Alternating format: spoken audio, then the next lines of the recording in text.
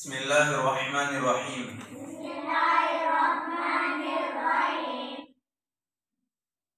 हुरूफ मद्दा का सबक चल रहा है।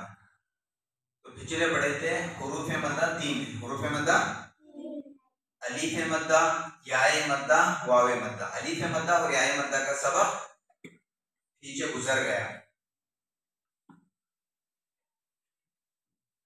तो जिस हर्फ के ऊपर मैं बोला था, जिस हर्फ के ऊपर जबर जेर या पेश हो तो उसे बिल्कुल नहीं खींचना, थोड़ा भी ना खींचना। जहां कहीं भी आए कुरान के अंदर जिस हर्फ के ऊपर सिर्फ जबर या जेर या पेश रहता है उसे बिल्कुल ना खींचे। हुरूफ मद्दा को ये करीब के बराबर खींच कर पढ़ना। हुरूफ मद्दा को अलीफ मद्दा, याए मद्दा, वावे मद्दा। अलीफ मद्दा किससे बोलते हैं? पिछले पढ़े ना, अलीफ जिससे पहले जबर हो तो अलीफ मद्दा होता है। जैसे बा अलीफ जबर बा पढ़े थे ना। तो याए मद्दा किससे बोलते हैं? या साकिन जिससे पहले जेर हो, या साकिन जिससे पहले क्या हो?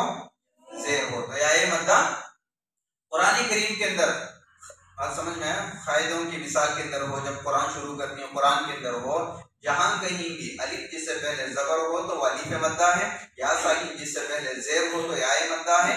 जहां कहीं भी कुरान के अंदर नजर आए तो उसे एक अलिफ के बराबर खींचकर पढ़ना। आज इंशाल्लाह वावे मद्दा का सबक। कौन सा सबक? वाव मद्दा। वाव साकिन है, वर्ड में देखो वाव साकिन है जिससे पहले पेश है। वाव साकिन जिससे पहले पेश है, इसे वावे मद्दा बोलते हैं। वाव साकिन उससे पहले क्या रहना, इसे वावे मद्दा बोलते हैं। वाव साकिन से पहले पेश हो तो वावे मद्दा होता है। वाव साकिन से पहले पेश हो तो जैसे बा वाव पेश बू,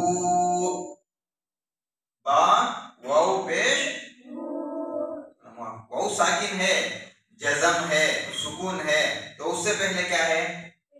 तो कुरान के अंदर और कायदों की मिसाल के अंदर जहां भी वाव साकिन और उससे पहले पेश है तो एक अलीफ के बराबर खींचकर पढ़ना। हुरूफ मद्दा और हुरूफ लीन में फर्क है।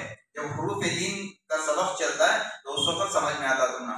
हुरूफ मद्दा 300। हुरूफ मद्दा कितने? 300। लेकिन हुरूफ लीन 2। हुरूफ लीन में अलीफ नहीं आता। जब हुरूफ लीन का सबक चलता, हुरूफ मद्दा और हुरूफ लीन में क्या फर्क है वहां समझा दूं।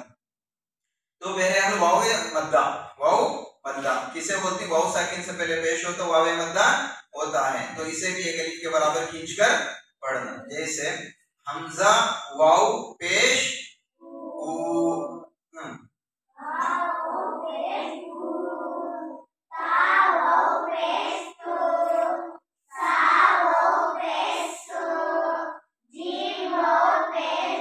तो इसी तरह आखिर तक हा वाव पेश टू, खा वाव पेश हु, इसी तरह आखिर तक या वाव पेश यू, इसा पढ़ना, खींचकर पढ़ना।